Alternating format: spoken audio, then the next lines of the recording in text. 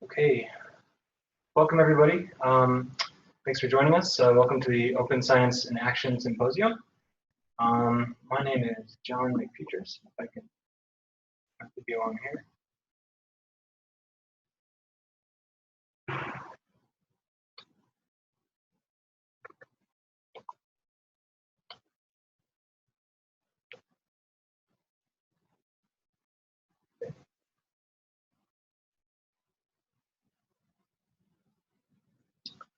Alrighty.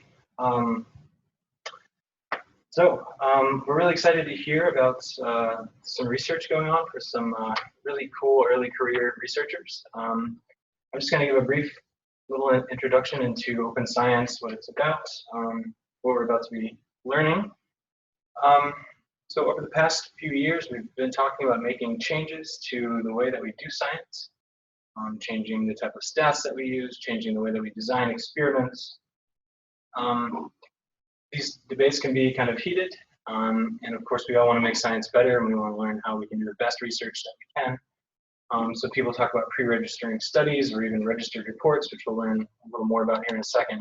But one of the concerns about changing the way that we do science is that what are the incentives for doing this? Early career researchers, master's students, first year, second year grad students, and even people that are just starting their professor jobs don't really have a good enough reason to change the way that we do research. So the goal of the symposium today is to demonstrate some early career researchers who have used open science practices in their research, to talk about how it makes their research better, how it improves the efficiency of doing their research.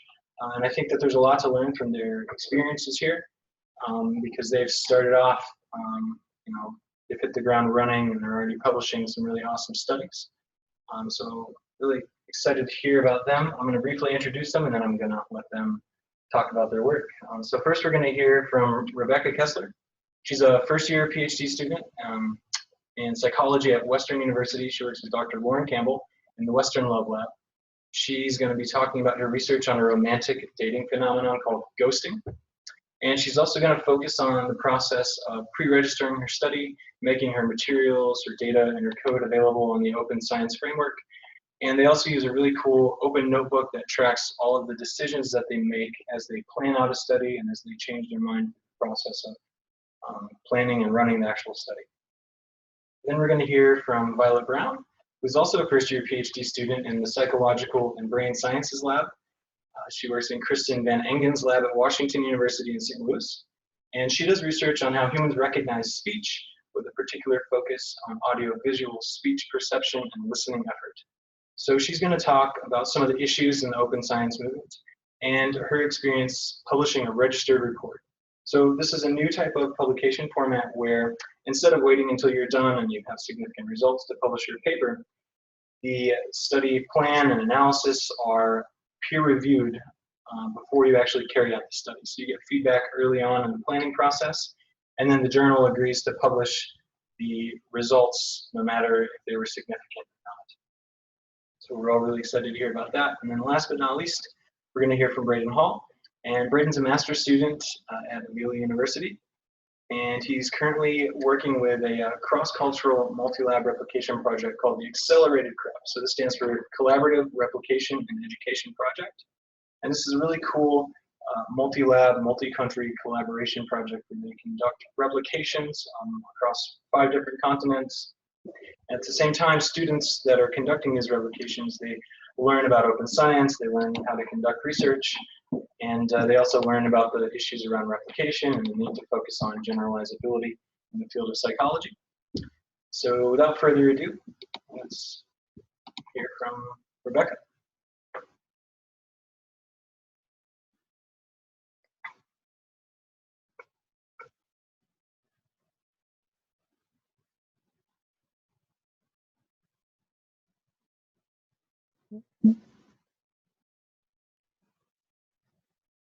Okay, hi everyone. Can everyone hear me?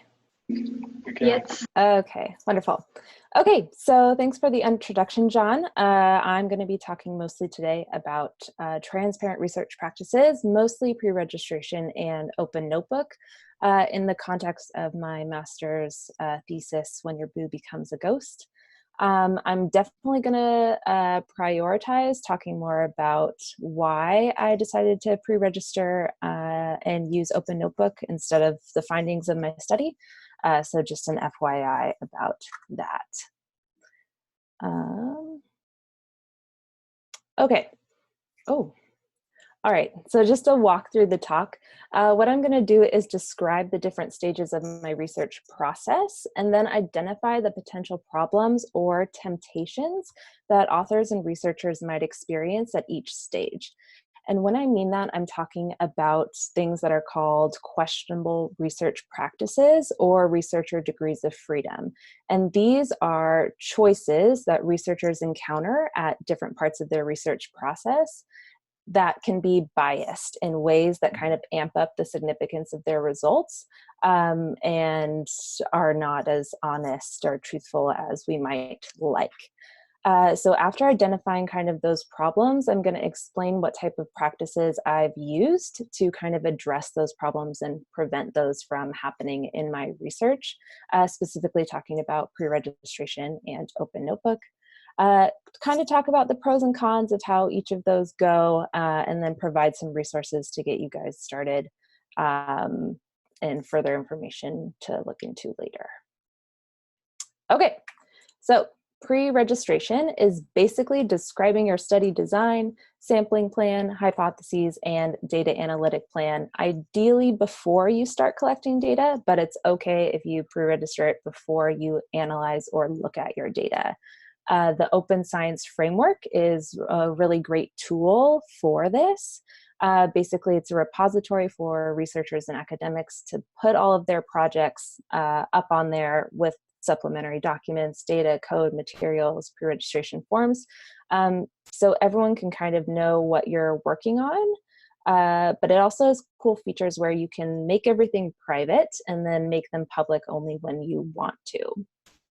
Pre-registration is really helpful to do through the OSF because it allows you to freeze your registrations, which means that they are time-stamped and not able to be edited again. So you are kind of locked in with that procedure that you chose, and people can see that, right? So it can be made publicly available, and it should be.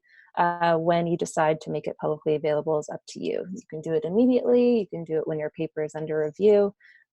It's kind of up to you and how you feel. So what exactly does a pre-registration look like? The answer is that one form does not fit all types of studies. There's so many types of ways that studies can play out, so one form just can't do it all.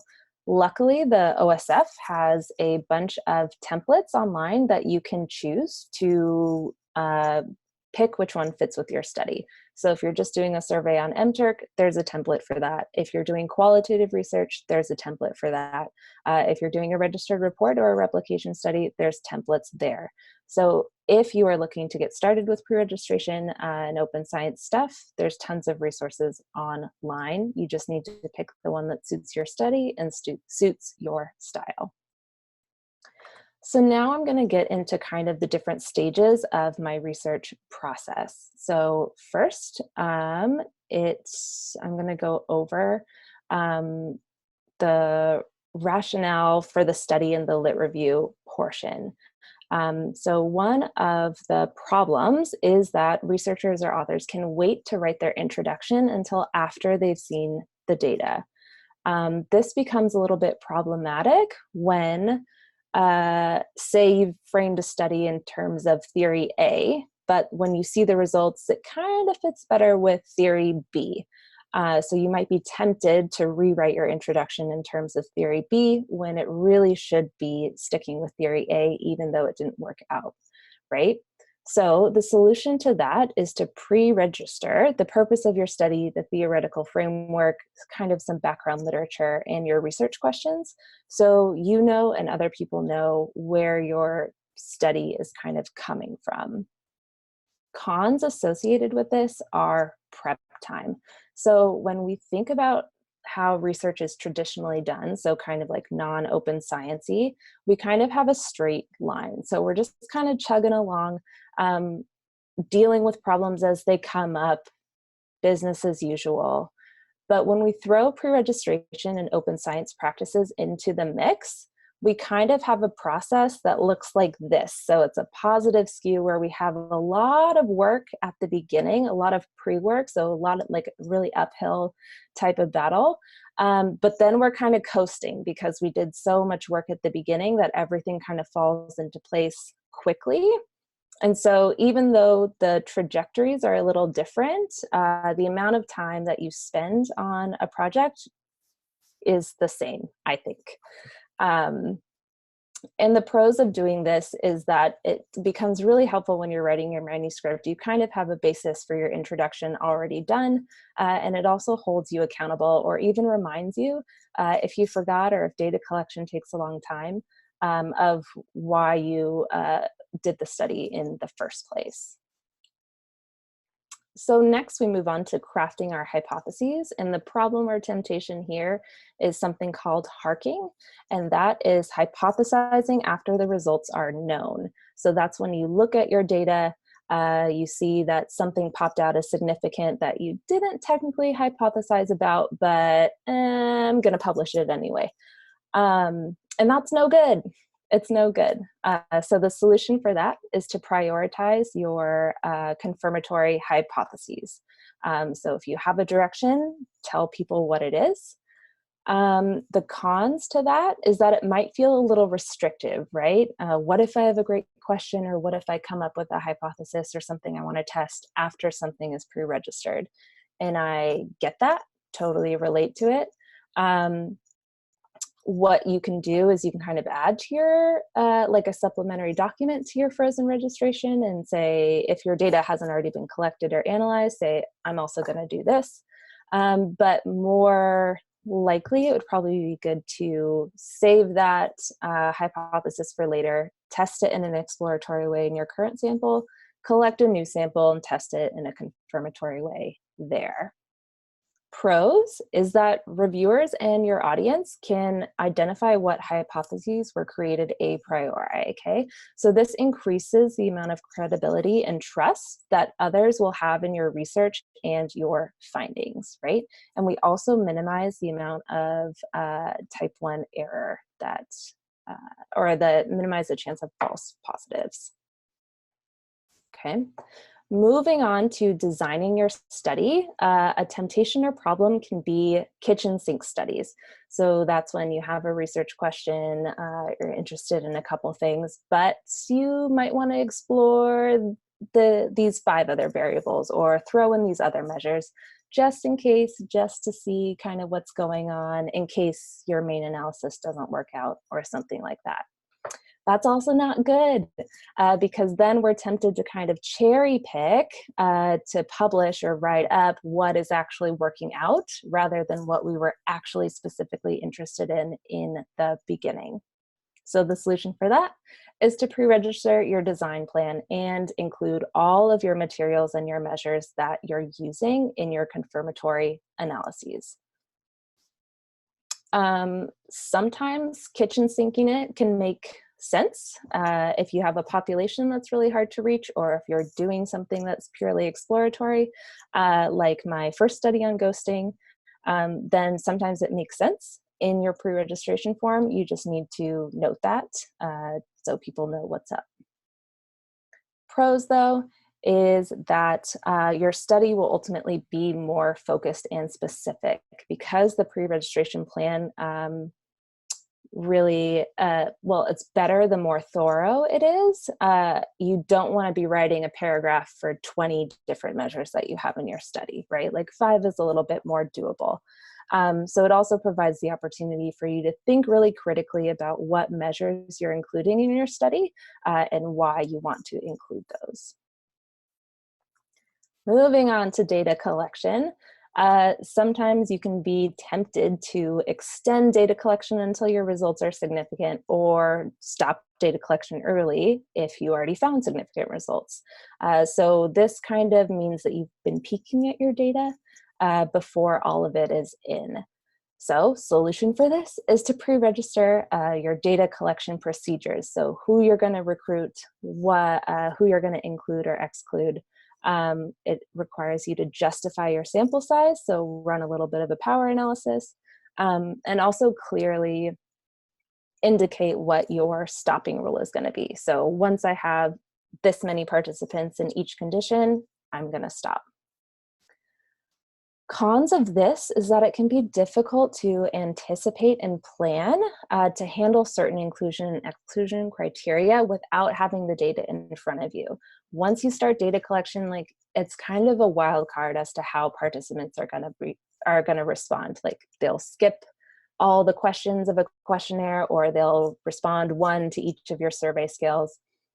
And so that's something that you do need to think about happening, and you need to put a plan in place for that. This gets a little bit easier as you go. So it's more likely than not that you'll kind of forget to throw something in there the first time, but you'll kind of learn and get a little better at anticipating things as you practice your open science stuff. But the pros of this part of pre-registration is that you can pull a lot of this information from your ethics application, which you should already be in like the works of doing or have in. It also discourages running low-powered studies. So because you have to justify your sample size, if you see that your study is going to be low-powered, it might cause you to kind of rethink and be like, is another design a little bit more appropriate? What other resources can I tap into to kind of fix this? And again, pre-registering your data collection procedures increases credibility and trust in your findings. The data analytic plan is really important because of something called p-hacking. So a group of authors, Wichartz et al., noted that there were at least 15 different ways to p-hack in the data analysis stage alone. And that's insane. So what we need to do or start doing is pre-registered very detailed data analytic plans and syntax files that include how you're specifically going to test each hypothesis, how you're going to transform your scale data. So are you going to take a mean? Are you going to take a sum? Are you going to transform them in some way? What criteria you're going to use to make inferences, whether that's NHST, P less than 0.05, Bayes factor, whatever, and how you're going to handle outliers and deal with missing data. Again, this part is really tricky because it's hard to anticipate what's going to happen when you don't have the data in front of you. This is especially relevant when we're talking about violations of assumptions. So every statistical test that you run, certain things have to kind of be in place for those stats to tell you, or to be informative, to actually tell you what they're going to tell you. So when those assumptions are violated, there are steps that we need to take to make sure that we can actually run the test that we want to run. And you need to account for this in your data analytic plan, and this takes time. Okay, the pros are you learn a lot more about stats. So it took me a really long time to make the data analytic plan for my study. I was doing a couple series of 2x2 factorial ANOVAs. So really straightforward, really basic stuff, but a lot of assumptions that I kind of had to plan for and account for.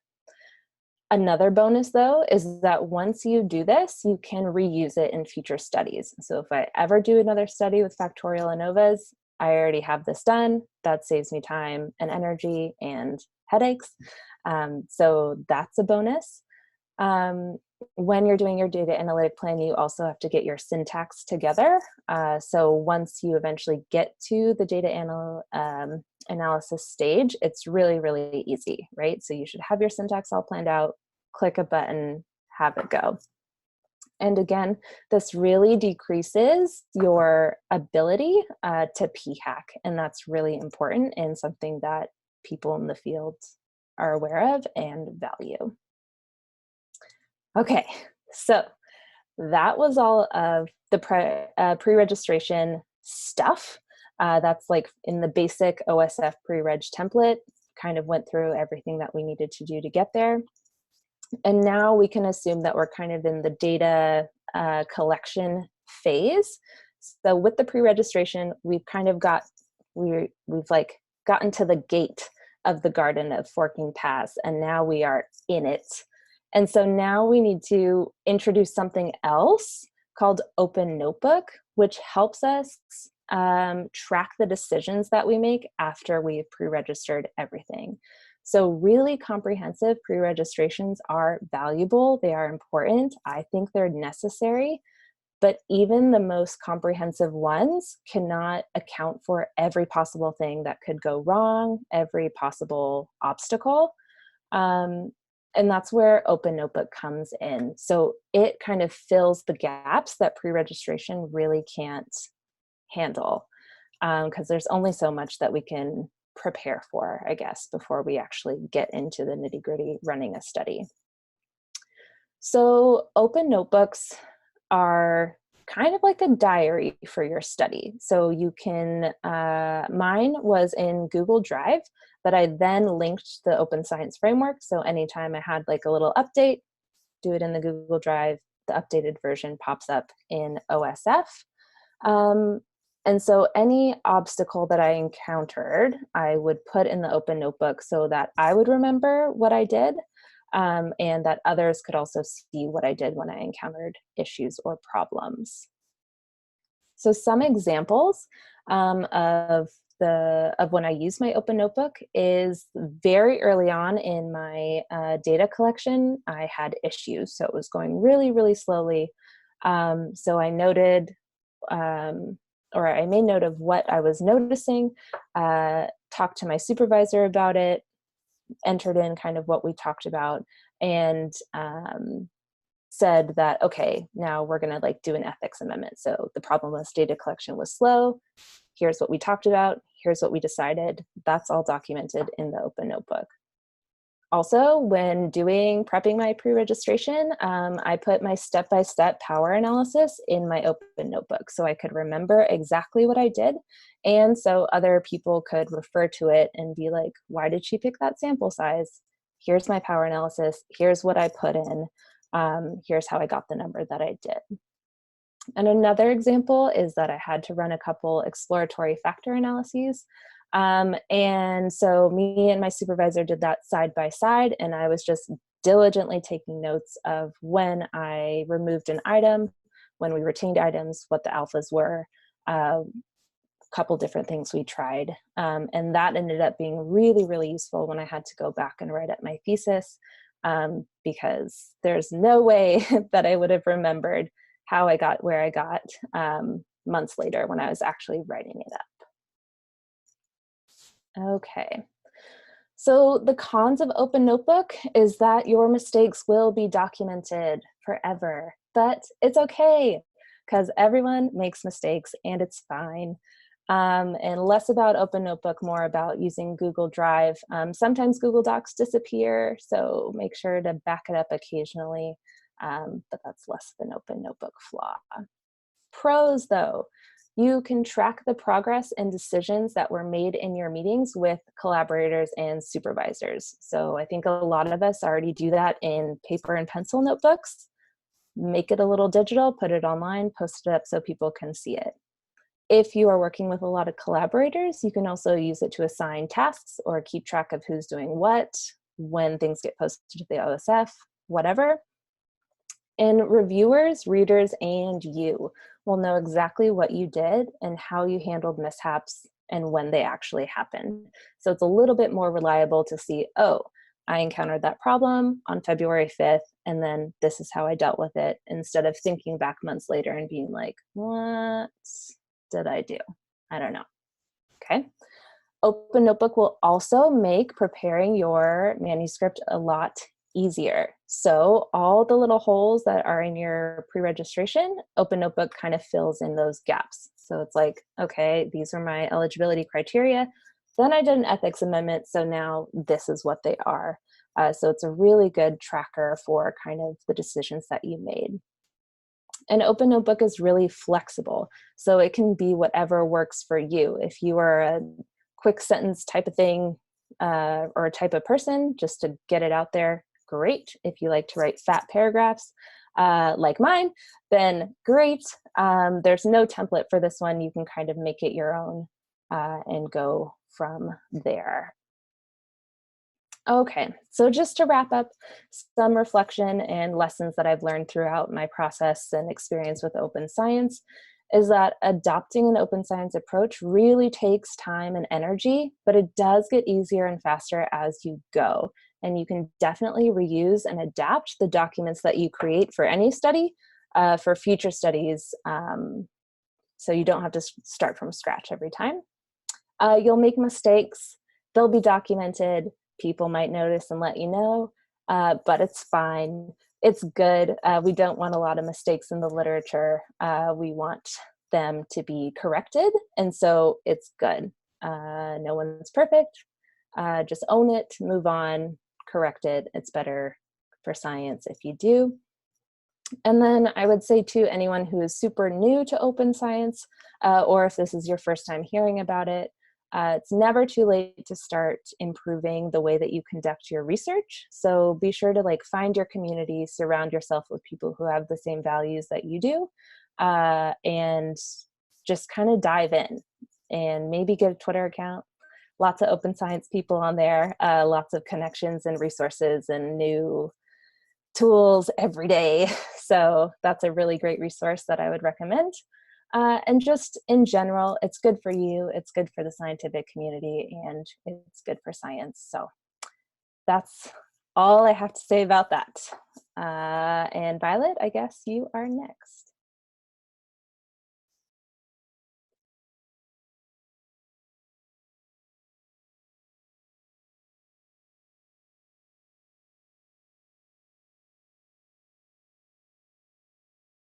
Can everyone see that okay?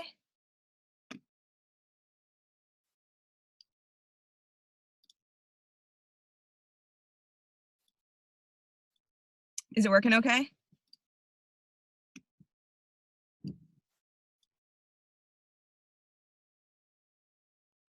Can't see your slides. No? Okay.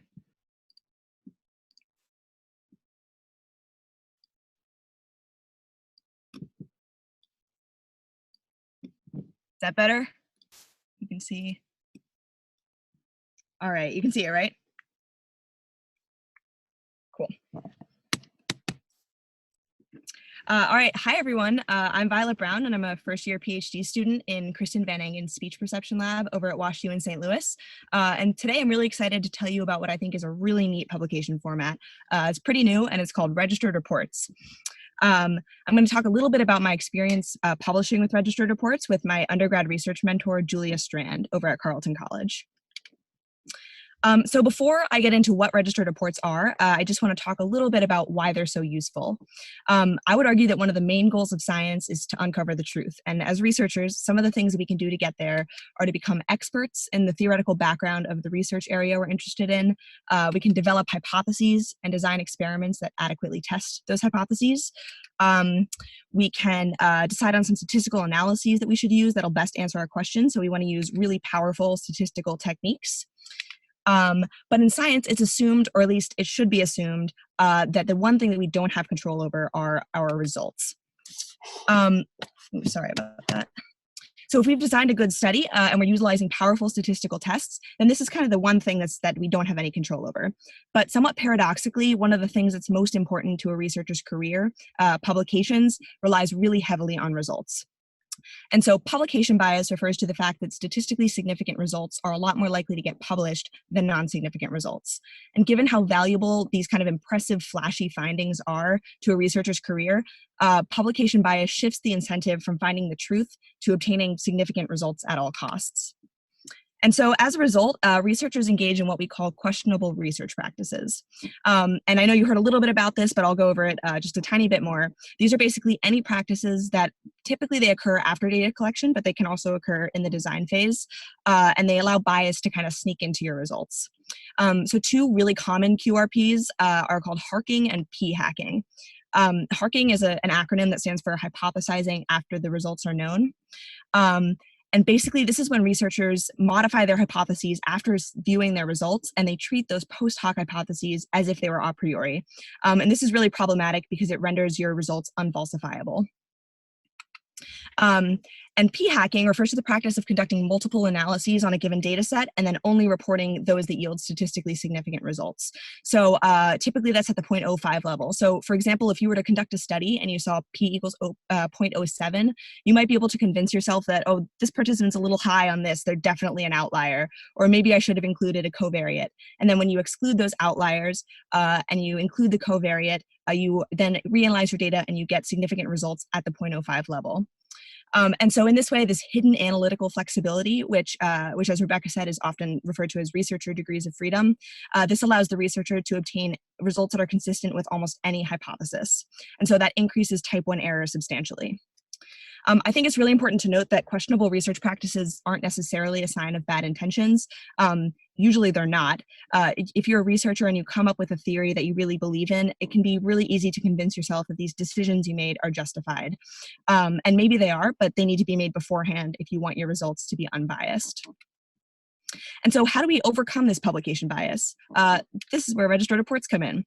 So the basic idea is that peer review is completed prior to any data collection.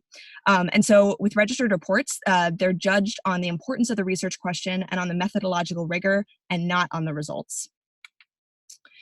So just to give you an idea about how the registered report format differs from the standard publication format, let me just walk through the publication process for each of them.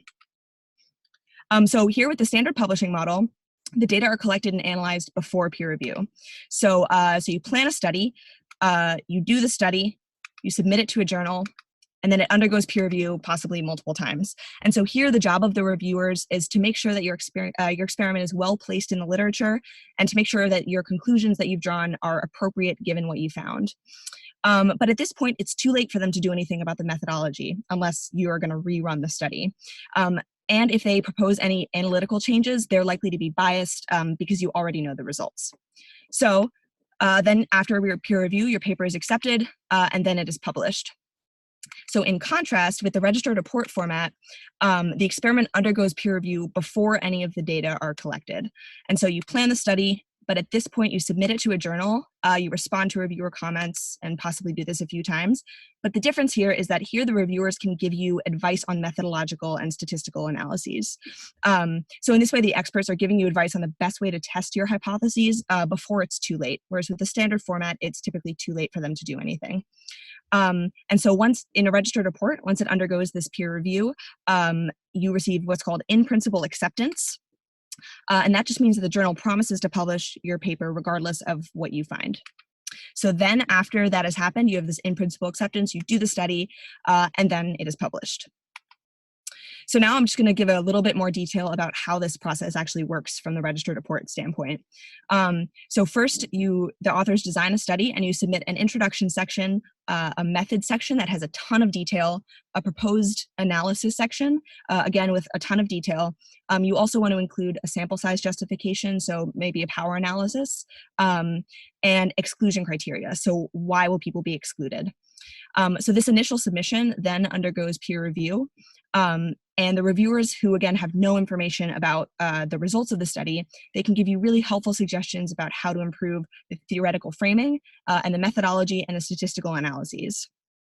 So then you conduct the study and you analyze the data, write it up with the results and discussion,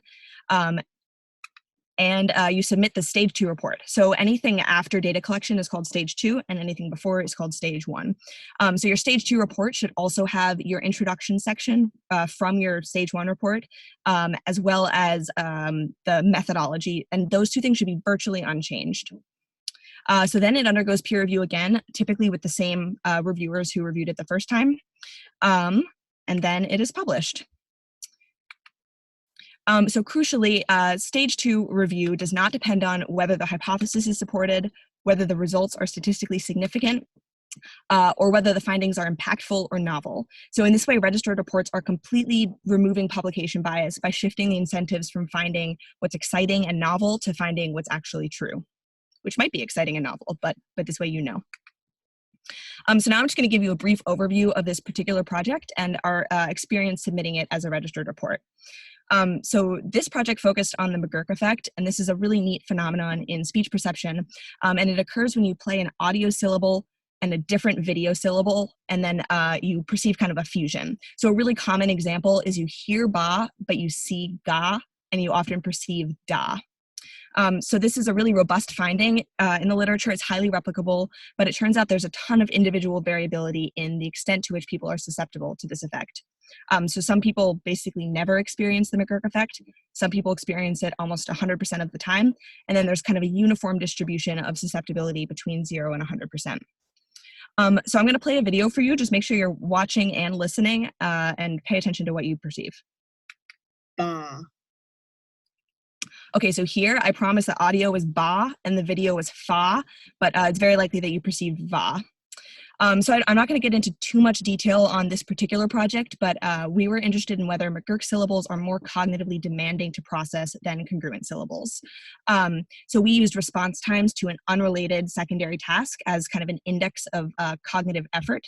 So the idea is if you're working really hard at the speech recognition task, then that leaves fewer resources available to simultaneously do another task. And so reaction time should be slower to this unrelated task when integrating the incongruent information is more difficult. And so we were interested in this question because people often use susceptibility to this McGurk effect as a measure of the extent to which people kind of use visual information to improve their ability to recognize auditory speech in the real world. And part of the reason they use this effect is that there is so much individual variability, as I said. But there's emerging evidence that this is not a valid measure of the extent to which people are using visual information in the wild. And so we thought that another way congruent and McGurk speech might differ is in how hard you have to work to recognize them. So now I'm going to go over why we decided to do a registered report and why this particular project was a good fit for that format. So in our lab, we've been doing pre-registrations via the Open Science Framework for all of our recent projects, and we decided that it was time to take the next step. So I know Rebecca just talked about it, but briefly, pre-registration involves generating this time-stamped, uneditable document that has research questions, sample size justification, exclusion criteria, hypotheses, anything like that. However, these responses are all pretty open-ended depending on what template you use, and researchers are free to include as much or as little detail as they'd like in these documents. And so pre-registration is great because it reduces this kind of hidden analytical flexibility. It makes it harder to p-hack and harder to HARC because you have laid out your analyses as well as your hypotheses. But the main point here is that pre-registration doesn't do anything to eliminate publication bias. So that is, journals are still more likely to publish studies with significant findings than those that have non-significant findings, regardless of pre-registration. So the other reason we wanted to switch to registered reports, at least for this particular project, was that the timing just seemed right. We just read Chris Chambers' excellent book, The 7 Deadly Sins of Psychology. Chris Chambers is kind of the founder of registered reports, and we read this book and we were inspired to try this format. We also thought that this particular project would be a really good fit for this format. And I'll tell you what I mean by that. So in theory, almost any hypothesis-driven experiment could be submitted as a registered report. But especially for people who are doing it for the first time like we were, the ones that work the best and are most likely to kind of get past the initial review are those that have really straightforward designs and really clear hypotheses. So in our case, we had a very straightforward design. If you'll recall, we just had McGurk syllables and we had congruent syllables, and we were just looking at reaction time. We had clear hypotheses that were justified based on previous research, and our results had clear interpretations regardless of how they turned out. So there are kind of 3 possible patterns of results. Either the McGurk stimuli would be slower, faster, or statistically indistinguishable. So this was like a really good project to try as our first registered report. So here's what our timeline looks like, because a lot of people are interested in the timeline of registered reports. We submitted it in September of 2017. The reviews took 3 months. Then we resubmitted in February, so we took about 2 months to incorporate their comments. Those reviews took 1 month, and so about 6 months after submission, it was accepted. So this is actually not so different from the standard publication format. The first round of reviews maybe took slightly long, but not unheard of at all. So then we collected data from May 2018 through March 2019. It seems like a lot, but part of that is because there were lots of breaks in there where we couldn't collect data. And we also had 2 pilot studies, 2 experiments at 2 different sites. And so we had a lot of data to collect and a lot of stimuli to generate as well. And we just resubmitted it last week. So we're super excited to see what this second stage of reviews looks like here. So we've really enjoyed our experience with this registered report format for a bunch of reasons. The first is that even with this, if this process took slightly longer than the standard format, our result is much, much better than it would have been. We have a much better paper than we would have had via the standard format. After our stage 1 review, we added an additional experiment and we completely restructured the introduction. The reviewers also gave us a really helpful suggestion for an additional analysis. And this gave us some really neat insights, but we would not have thought to do this if we'd done the standard format. We would have probably just conducted the study as we planned, and if we'd considered this analysis, we would have had to mark it as exploratory. But here we have a really highly powered design to look for this confirmatory hypothesis. Another thing that really stood out to us about this project is, so in our case, we found that McGurk stimuli were no more effortful to process than congruent stimuli. And given that we found mostly null results, this might have been very difficult to publish via the standard format. Here we're guaranteed publication despite these null findings, and we felt no pressure at all to HARC or to PHAC. We'd like to think that we wouldn't do that anyway, but we felt no pressure whatsoever with this case. Another advantage that really stood out to us of the registered report process is that it's really, really credible. So as I already discussed, it's removing publication bias, it's taking it completely out of the picture because the journal has promised to publish your results regardless of what you find before they have any access to whether it's going to work, provided that you adhere to your pre-approved methodology. Registered reports also tend to have much larger sample sizes than standard publication format. So in our case, we had 2 pretty small pilot studies because we wanted to ensure really effective stimuli. So we wanted clear audio tokens, a ba that sounded exactly like a ba and nothing else.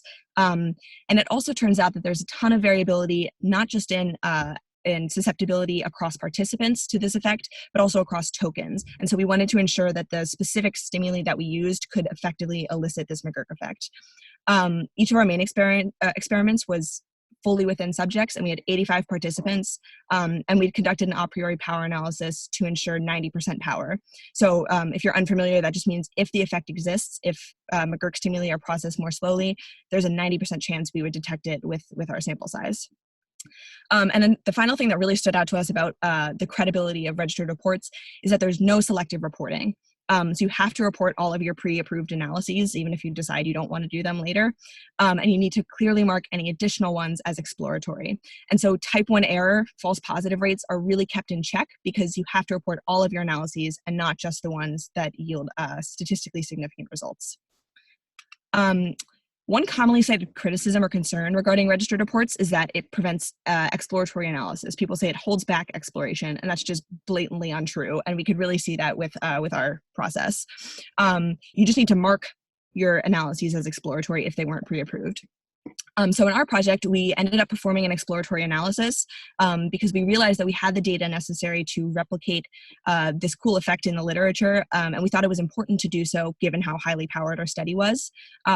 We hadn't thought to do this analysis before, so we just clearly marked it as exploratory. It wasn't the point of the study also, so we just made it very clear that this was not pre-approved. We marked this both in the code that we made publicly available and in our stage 2 manuscript, so it's there's no confusion there. Speaking of which, all of the data, materials, and code are made publicly available. And so these registered reports are super, super transparent.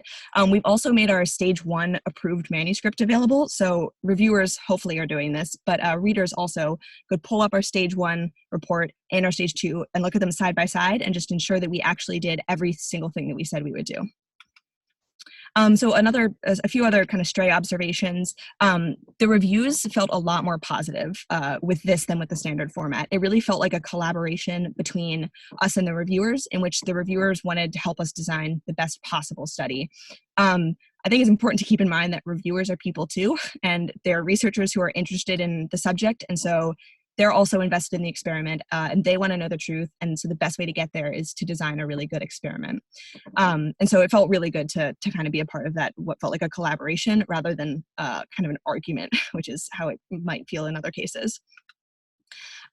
We also noticed that even with the registered report format, there's still a little bit of analytical flexibility, particularly when you don't submit your code. So we didn't submit our code with our stage 1 registered report. Mostly that was because we hadn't written it yet and we were ready to submit the paper, and so we just decided not to. But we noticed that we had really strict exclusion criteria, and we were very clear about what they were, but we did not specify the order in which we would apply these exclusion criteria. To deal with this, we did exactly what we always do. We basically copy paste code from other projects and just change a data file we're pulling in and variable names and such. And I think in our case it wouldn't actually change anything, but this made us think that next time we'd really like to submit our code, at least for cleaning up the data beforehand, to kind of reduce any additional hidden flexibility that could sneak in. So here are our next steps. We're awaiting our stage 2 review. So as I said, I just resubmitted this last week. So it's only been a week, so not surprising that I haven't heard yet. We're going to incorporate the reviewer comments, and then hopefully it'll be published pretty soon. We're super excited to see what the reviews look like for stage 2. As I said, it seemed much more collaborative for stage 1, and I anticipate that being the case for this as well. We're also really excited to start another registered report. So we liked this process so much, and we recommend it super highly, that we're excited to start a second registered report. This one, again, has really clear hypotheses, straightforward design, interpretable results no matter what. Another thing to note, though, is that the timing is really good. This time of year is, I think, good to submit registered reports, because we work with a ton of undergrads, and the undergrads are going to be on summer vacation, and so we're not going to be able to collect data over the summer anyway. So this is a great time to, if you're interested in doing a registered report and you have a study that you think would be a good fit, this is a really good time to get it together, submit it at the beginning of the summer so that you're not waiting around, doing nothing over the summer. Instead, you're waiting on reviewers. And of course, it might take longer because it is the summer, their summer vacation as well. But it's a really good timing to do that. And with this one, we'd really like to submit our code for the reasons I already described. So there are a couple of people I'd like to thank for their assistance with the project I've described and also with this talk. The first is my undergrad research mentor, Julia Strand, who's over at Carleton College. She has been my partner in crime throughout this registered report process, and she's been great. I also was in Minnesota last week writing up this paper with her and submitting it, and she helped me with the talk as well. So thanks, Julia. I'd also like to thank my PhD mentor, Kristen Van Engen at WashU. She's super supportive, and I'm just super lucky to have her as a mentor. And to the University of Rochester community, particularly Thuy-vy Nguyen, for inviting me to participate in this symposium, and for all of you. Thanks for coming. And I think Braden's up next.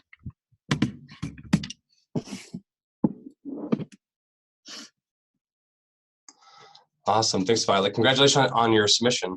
Thanks. All right.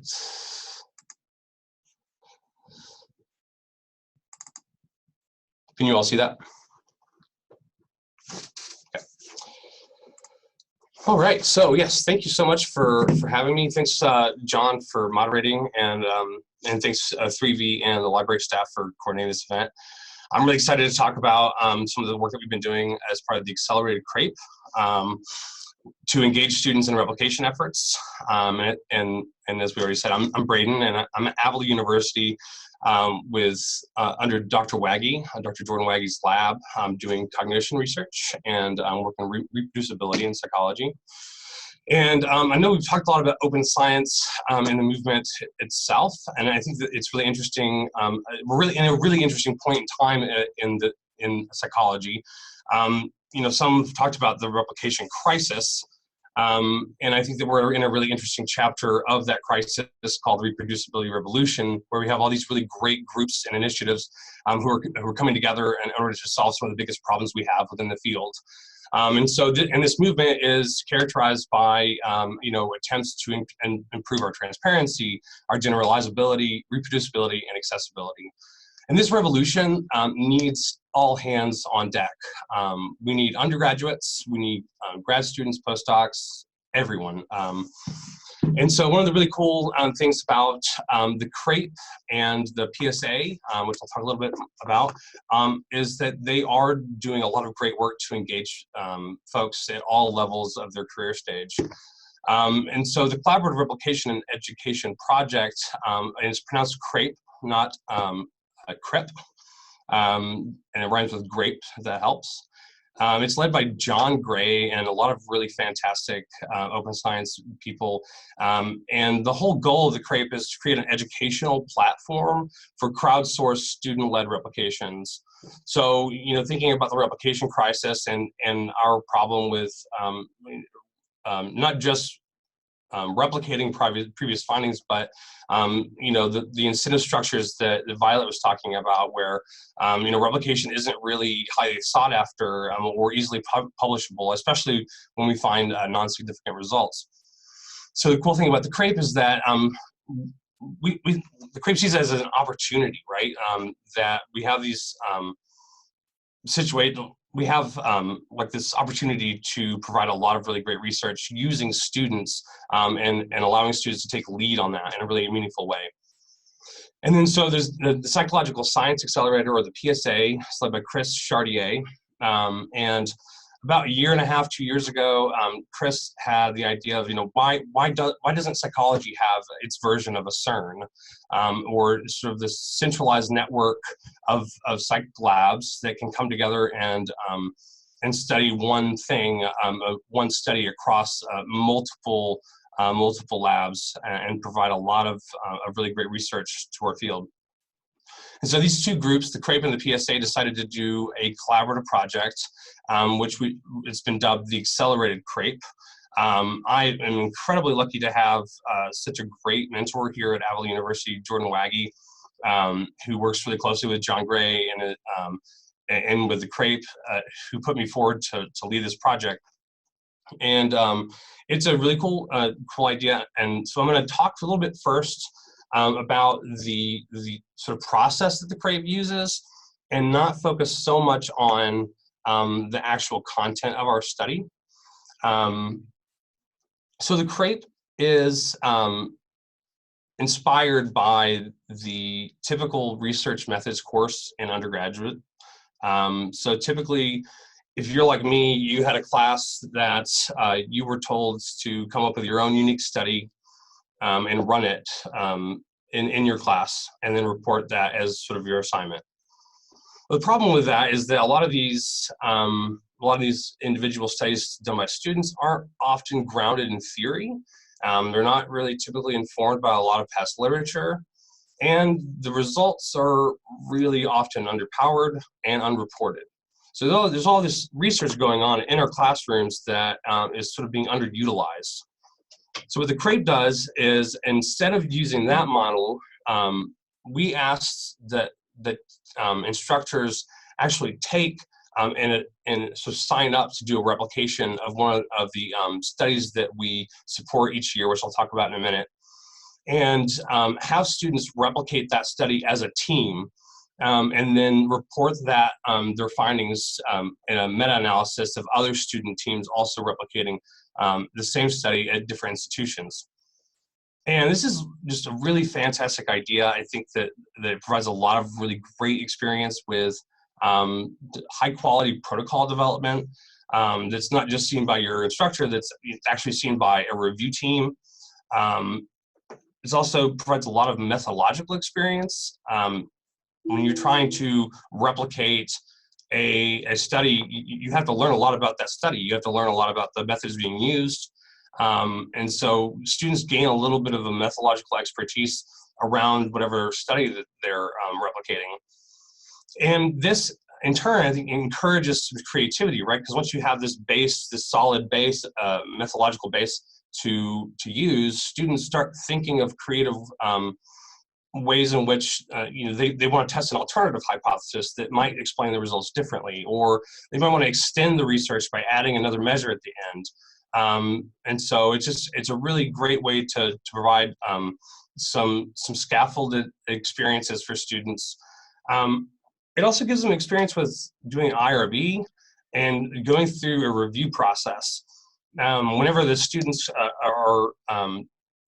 they develop their protocol, they submit that protocol to the CREP for review, and which mirrors very, very similar to a journal review. So they're getting this experience with study planning and review. And it's also an excellent opportunity for students to not just collaborate within their own team at their own school, but with other teams at other schools, and network with really cool people that we work with.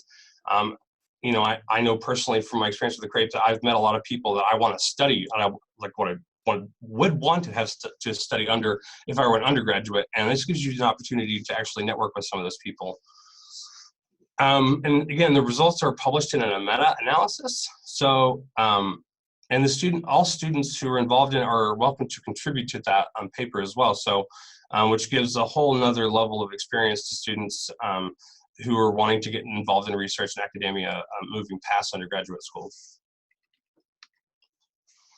All right, so the CREP study selection is really based off of the undergraduate's experience. So every year, we go through some of the highly cited empirical papers from flagship journals in psychology. I think we talk about 9 journals. And those studies are coded for how feasible they are for undergraduates to do, and the potential undergraduate student interests. And in this way, when we're choosing studies, we're not choosing it based on, you know, we expect a study to replicate or not. It's more about, can an undergraduate do this, and are they interested in it? And so every year we have about 3 or 4 studies that instructors and their students can select to replicate, to do direct replications of. And they also have the opportunity to self-select to do like a direct plus replication, which is essentially just adding extensions to the original study. All right, so the typical CREP review process is a little different than the process we've used for the accelerated CREP for several reasons, which I'll get into in a bit. But normally the CREP will do these independent replications using just pre-registration on the OSF. But for the accelerated CREP, we opted to do a registered replication report, which I'll talk a little bit more about. But that has changed a little bit of our structure for this project. So if I've sent this graphic here to all of our like 49 participating labs. And so what they'll do is they'll write their lab's protocol based on the phase 1 or stage 1 manuscripts that we've almost got finished through review. And then they'll videotape their methodology and post that to their OSF page. They'll get their ethics approval, post that to the OSF. They'll develop any stimuli or add an extension as part of the Direct Plus pre-registration. And if they're a non-English lab, they'll translate those materials and post them. And we have a very rigorous translation process, which is also all open and available, so people can see what process we use when translating and making choices about translations. So all of those materials are submitted to the CREP, which each project has its own executive reviewer, and then student administrators. So students who are particularly interested in this process, who want to get more involved with these kinds of studies, can actually help sort of coordinate the review process for other schools and be an administrator. So that process mirrors a pretty typical review process. There's often revisions that are required, but when they're often not too difficult, and when they're approved, they then pre-register their individual labs protocol on the OSF, and then they collect their data. And by the end of the semester, typically at the end of the semester, sometimes it takes folks a year, they'll submit their clean data sets, their code book, and their analysis report to be included in the overall meta-analysis. So there's a lot of really great open science practices that we've been utilizing for this project, and that the students are also getting exposed to, which I think is pretty neat. And of course, we have open materials and code. So our R scripts and our analysis plans or analysis scripts are all posted to the OSF, as well as all those independent lab protocols. And I'm currently working on putting our manuscript into R Markdown so that it can also be reproducibility. And I feel your pain, Rebecca, on a lot of the stuff that you were talking about with you know, some of the decision-making process stuff that can be really hard. Especially you have a lot of increased work on the front end, right? We've made a lot of changes based on having such an open review process. I think we have 104 co-authors right now, and essentially managing that, it feels very much like having 104 reviewers on your paper. And so there's a lot of changes that happen through that process that can be pretty exhausting. And I actually didn't know about Open Notebook. I wish I did at the beginning of this, because it would have helped a lot. And so one of the cool things about R Markdown is that you can create code that creates your manuscript. And if something major has to change along the way, you can change a few lines of code, and that fixes all your tables immediately. You don't have to go back and create all your tables all over again, like I've had to do so many times. And another cool thing about this project has been the complete open participation that we've encouraged. We've invited at least about 450 PSA and CREP labs that are across 6 continents. Once we've gotten a revise and resubmit from Advances in Methods and Practices in Psychological Science, or AMPS, because that's a mouthful. Once we are finished through that review process and our stage 1 manuscript is accepted, there'll be an open invitation through APS. And we'll also continue to advertise over Twitter and every way we can to get as many people involved who want to get involved. And the review of the manuscript, like I said, we had so many people on the manuscript constantly adding their comments to it since about, I'd say about June last year. And that includes students. So anyone who's on this project, if a student is in a classroom, they're totally welcome to join in on the manuscript, to look at it, to think critically about what we're talking about, to see all the comments on the side, from all these really amazing scientists who are arguing over measurement or whatever it is. It's a really great experience for students to see that sort of hands-on, like how the sausage is made, so to speak. And another great thing about these sort of multi-lab projects is that we're not just crowdsourcing the data from all these people, we're also crowdsourcing their expertise. And I know someone mentioned Twitter already. I think it was you, Becca. And Twitter is a fantastic resource for scientists nowadays. I've seen all of your work on Twitter before this presentation, so I think it's fantastic. And one of the things is we were having trouble with, I was having trouble because, we decided that we needed to use a multi-level logistic regression analysis for our study, and that is a mouthful and a headache to learn by yourself for 3 months, and had to teach myself R and all this stuff. It was a very complicated process, learning how to do data simulation for these multi-level models, super hard. But the awesome thing is that I could get on Twitter and say, hey, does anyone know this? And so many people will step up and contribute.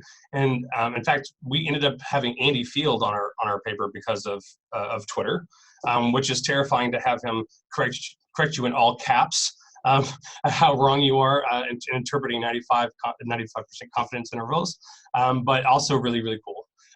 So definitely worth it to have such an open process. There's so many cool things can happen, and opening yourself up to the expertise of so many other people really improves the work that we've produced, right? So of course, we pre-registered. Each lab will be pre-registering.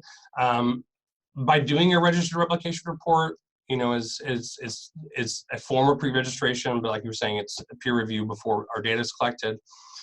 And we also, of course, have our preprint available. Feel free to check those out.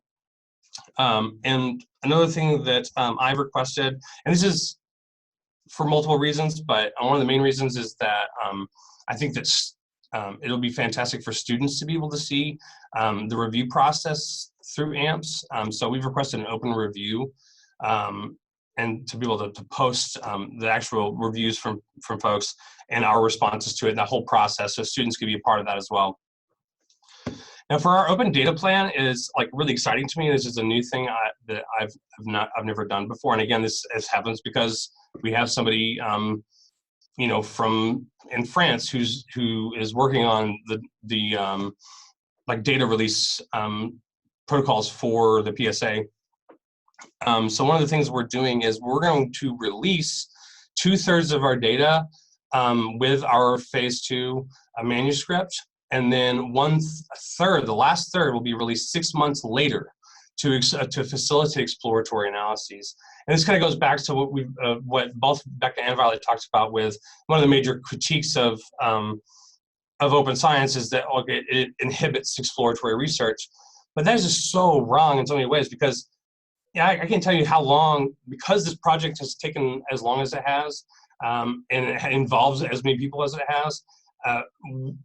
We have thought of analyses we never would have thought of beforehand, before we even started collecting data. And now, you know, we have different confirmatory analyses that we're doing that would have just been exploratory beforehand. So I think it's a really great process. So all of our stuff is posted to the OSF using a uniform data template. So when we release that 1/3 of data, anybody can come and pick that data up, and it'll all be aggregated into one major file and be accessible for other people to play around with and to look in terms of exploratory analyses. So I think it's pretty neat.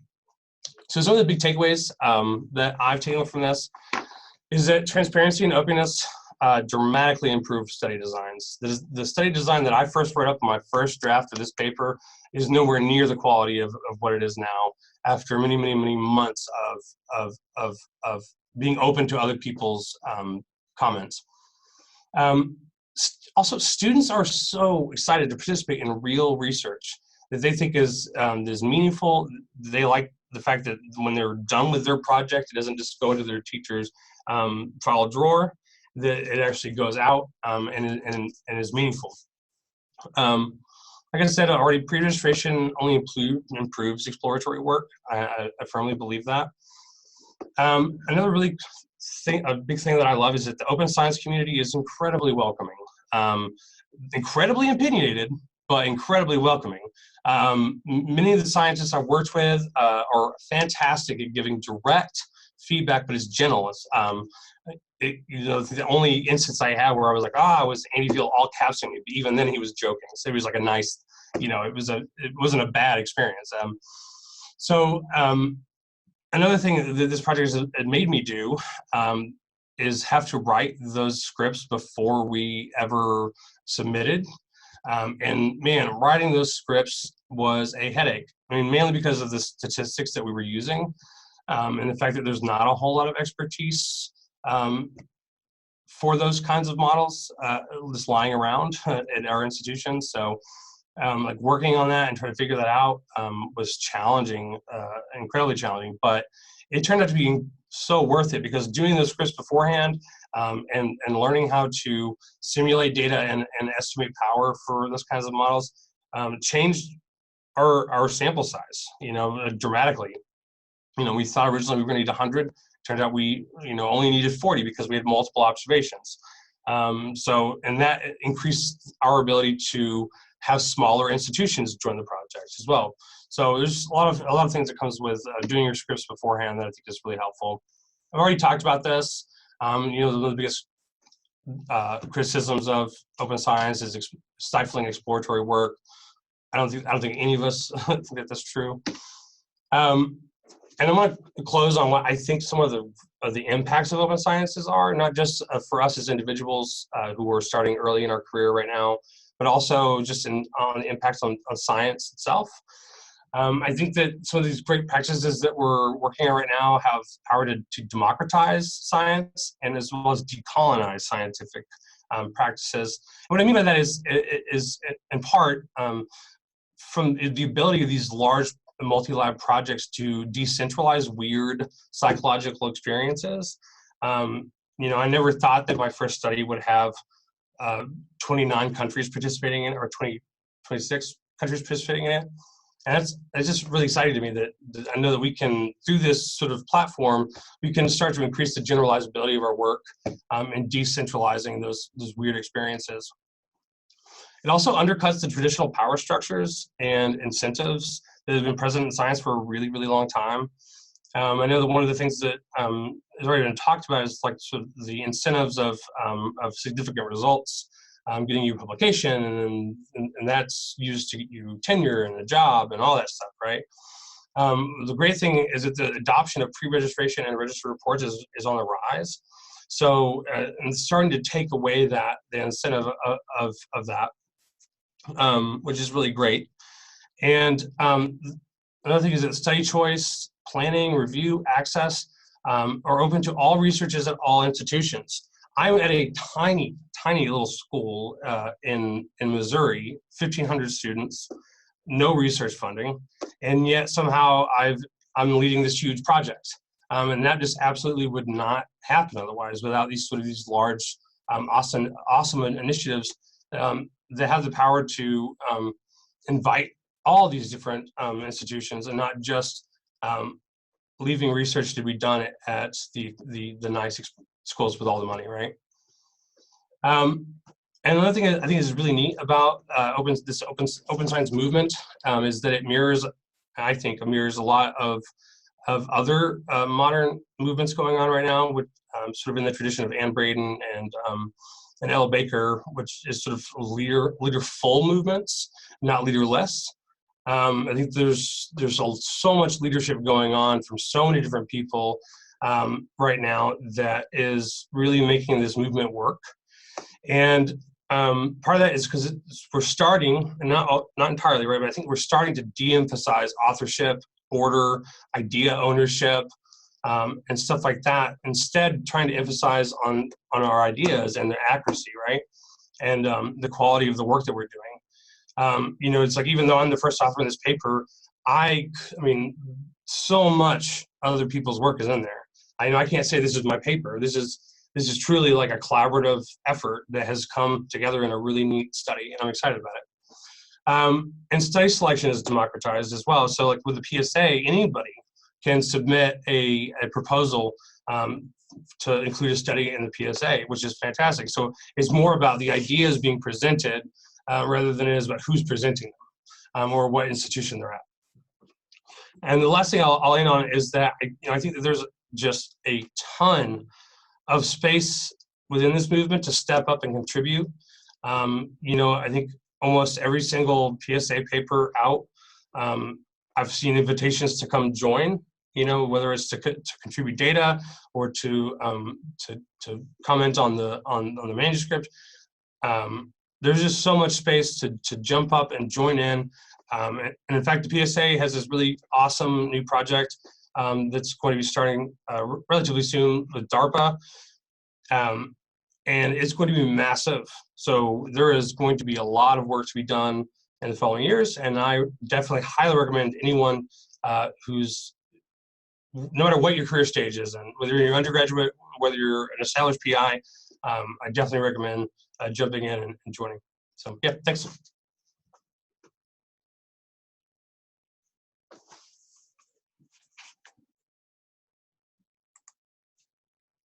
Okay.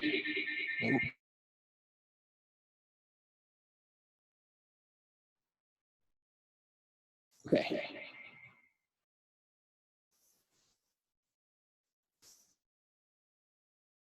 You can mute. No. Okay. If I talk like this. I am mute. Okay. How about now?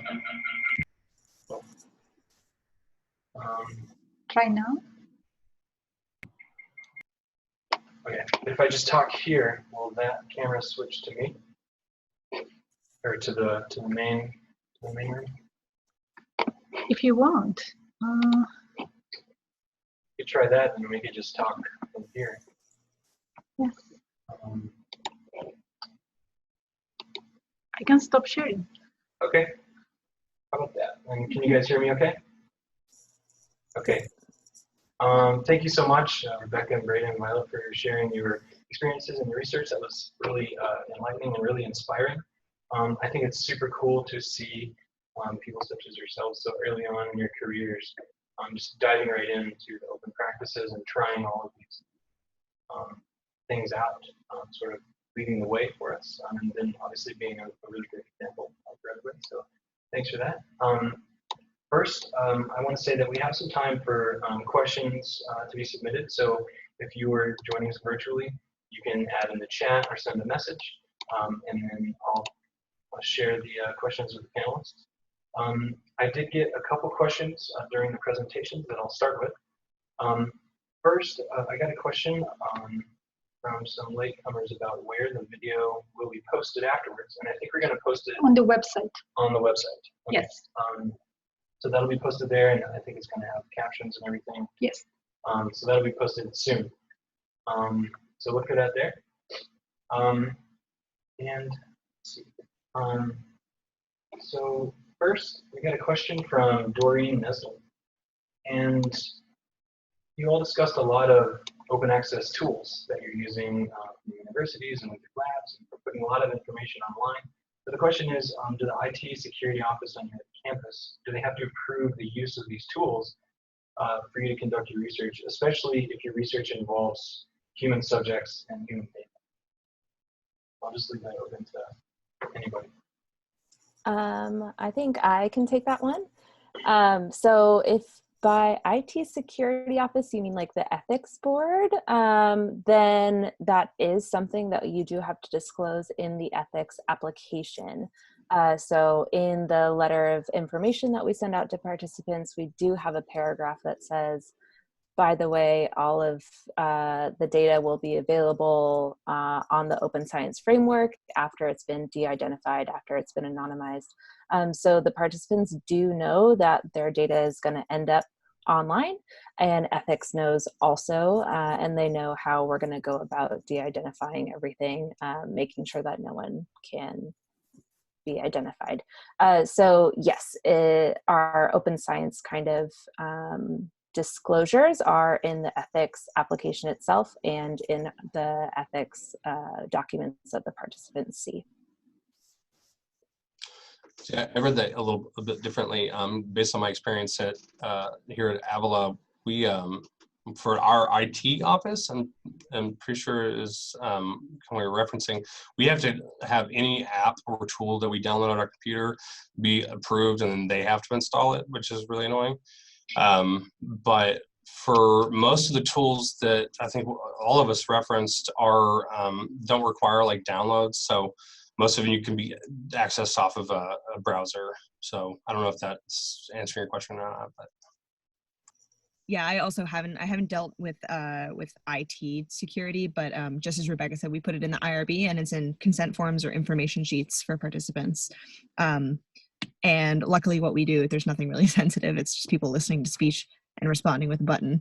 But yeah, we've never had an issue with it at all. Cool, thank you. So another question, which I think it's really, as I said, inspiring to see people so early on in your careers embracing all of these new practices. So we want to know, how did you get started? You know, what kind of support do you get from your advisor or other people?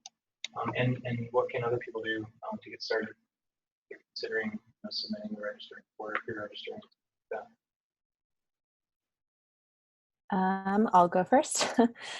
So my advisor is Lauren Campbell here at Western, and he is very engaged and supportive and involved in the open science movement. So coming in as a master's student, I was kind of like raised with open science. So because the ghosting studies were my very first like foray into research, all of that was open. So he's been really supportive, very encouraging of trying new things. But I do recognize that that is not everyone's experience, and definitely getting into open science is a little bit trickier, especially if there's conflict between you and your advisor in terms of what the proper way to do research is. So for that, I would kind of say that to tread lightly, right? Like there's power plays at issue, you need your advisors, they kind of need you. And so you don't want to push any buttons, but that doesn't necessarily prevent you from making your research more open and transparent. You might not be able to like post your data analytic plan publicly, but you can still write one up. You know, you can still do things that you can make accessible later, you know, to kind of just like start moving in that right direction, or not right, subjective, but moving towards a more open direction. So that's what I have to say on that. If anyone else wants to chime in. Yeah, I started with I started doing this kind of research when I was a freshman in college, and I was really lucky. I got to work with Julia Strand, who's also super into the open science movement. And so I also was raised with the open science kind of mindset, to the point where applying to PhD programs, I knew going in that I wouldn't work with someone who wasn't open to it. And luckily, my PhD mentor is awesome, and she's super into it also. And yeah, so it's been great. So yeah, but I feel like I really lucked out with being exposed to open science practices early on. So I kind of have never seen it the other way. Yeah, I had a very similar experience, except for when I was an undergraduate about 7 or 8 years ago. Before the sort of well-known replication crisis, I wasn't too aware of open science practices or anything like that. So when I came into a master's program, my mentor, Thuy-vy, who is just a rock star, opened me, told me about the replication crisis. And I was like, oh God. And exposed me to all of this great information about open science and meta science and philosophy of science that has made me really passionate about open science. And definitely the fact that, you know, I kind of feel very spoiled in the fact that she, you know, my first year master's program gave me the keys to what feels like a Ferrari. And so that's been very cool. Cool. So there's a lot of talk about these really big projects like registered reports, so many countries and so many people involved in all of your projects, which I think can seem really intimidating. And I think it's intimidating to me, and I think it could be intimidating to newcomers. So what are some of the misconceptions that you think people might have about what projects should or shouldn't be a registered report, or should I do this or not? And what are some of the things that some advice that you can give to people that might be interested in submitting a registered report, but they're just kind of a little nervous about doing so? I'll take this one first. So the topic of our study is quite honestly not in my content area. It is really esoteric experimental philosophy that is really dry. And it is not my cup of tea, and I don't think it's a lot of people's cup of tea, but it still got accepted, and there's just a lot of people joining in. And so you really never know, no matter how you feel about your project, putting it out there and trying, you'll be surprised how many people will jump on to join something like this. Yeah, I think for me, I mean, the magnitude of the registered report comes not from a bunch of different labs, because it's really just me and it's me and Julia. She's at Carleton College, and I moved for grad school, so that's why it's at 2 sites. But to speak to what kinds of studies could be registered reports, I really think that basically any hypothesis-driven experiment could be a registered report. That said, as I was saying in my talk earlier, if you have clear hypotheses and a really straightforward design, that is a much less intimidating route to get started with, I think. And I think now that we had experience with this one, we're more willing to kind of branch out a little bit. But definitely, if you're thinking about doing a registered report, try to come up with a study that, like, don't worry about whether it works or not. Like, that's not obviously not the point, but just think about what is going to be a nice, clear, straightforward design with interpretable results. And those are kind of most likely to get through that initial hump.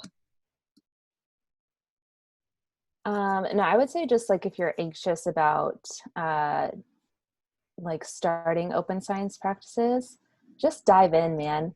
Just do it. Like the point of doing research, right, is for people to read your work and read your study. This is just opening it up a little bit more and having people kind of come in and see like a little bit of the raw materials, raw work that goes into creating this polished final project. So is it intimidating to pre-register your work? Yes. Is it intimidating to post a preprint and have people be able to comment on it? 100%. But that's just something that gets way easier the more that you do it. So I would just say, don't let that fear of getting started hold you back from getting started. Just jump in, just do it. Join the movement. And I'll add sorry. Go ahead, Violet. Yeah, I was going to add something as well, just about kind of getting started. I remember my first pre-registration, I was super anxious and I spent a lot of time reading it over hundreds and hundreds of times. And now I just kind of, a lot of my studies have, I can copy paste analysis sections and stuff for the registered report. And now it's much easier. And also, a lot of people say this, but pre-registration is a plan, not a prison. So if you decide to change your analyses, that's totally fine. And I will say that one time I pre-registered like a fool, a squared interaction. And I was like, and then looking back, I was like, what was I thinking? Let's not do that. And so we just said that in the code. And I think in the manuscript as well, we were like, we had initially pre-registered this. We had lost our minds. We're not going to be doing that. And it's totally fine. You just need to make it really clear which things were exploratory, which were confirmatory. And if you change analysis plan, that's okay. Just be really, really transparent about it. And this is just a way to be transparent about it. Yeah, and I was just going to just emphasize how nice everyone in the open science community has been. And that like, most people, everyone I've interacted with, and I'm assuming most people, when they're coming into your space, into your work that you've put tons of hours into, they know that, and they're there to try to make it better. And you have to, and this is something my advisor told me that really helped me feel better about having people criticize my work constantly for a year straight, is that she's like, people think this work is meaningful. And they want to join in and they want to comment on it because it's important to them. So if it wasn't important, if they didn't think it was a good work, then they wouldn't be on here commenting on it. So like when you do have people joining in on a preprint or whatever, just be proud of yourself that someone got on your work and thought it was important and wanted to improve it. So. Yeah, those are really great points. I think it's easy to forget that we all want everybody's work to be better, and that, like you said, Braden, if somebody's commenting on your work or even criticizing it, they care enough to do that, which is really great. And also things like Twitter, and there's Facebook groups, and it's just a big community. Follow all of these people on Twitter, and everybody's always sharing papers and preprints. It's a really great way to see what's going on. So I'm also really interested in some of the most rewarding and then maybe some of the most challenging aspects of planning out studies to this level of detail. We're running really short on time, but maybe we can receive that question. I didn't get to this in my talk because of time, but I recently did get feedback from reviewers after submitting to a journal, and their feedback was really, really positive, and the editor was actually like, I found a typo in your table, but then I used your open data, and it is a typo, you need to fix it, but thanks for the transparency.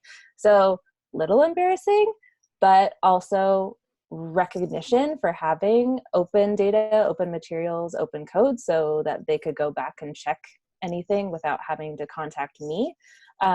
So it's really efficient, it's really independent, it's nice to be able to have your work kind of stand on its own, because then you know that it's going to be around and be available and accessible after I stop responding to emails because I've retired or whatever.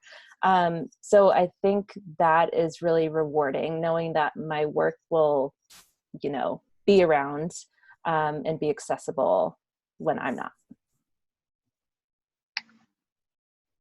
Yeah, and I think, for me, the most rewarding part is that I just trust my research a lot. And it just feels really good to regardless of your results, just feel like you really believe your findings. And I've had the same experience as Rebecca, that reviewers have been overwhelmingly positive about posting data material code.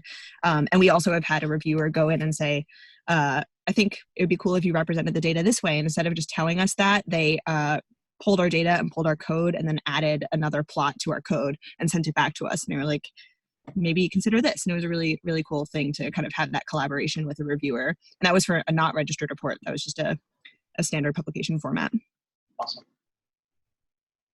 Yeah, and I mean, I think I've already kind of said this, but the most challenging thing for me during this project has been teaching myself R and all the complexities that come with that sort of data analysis. But it also has taught me so much about stats that you know, because we are open and because we are such a big team, there's so much different kinds of expertise on there.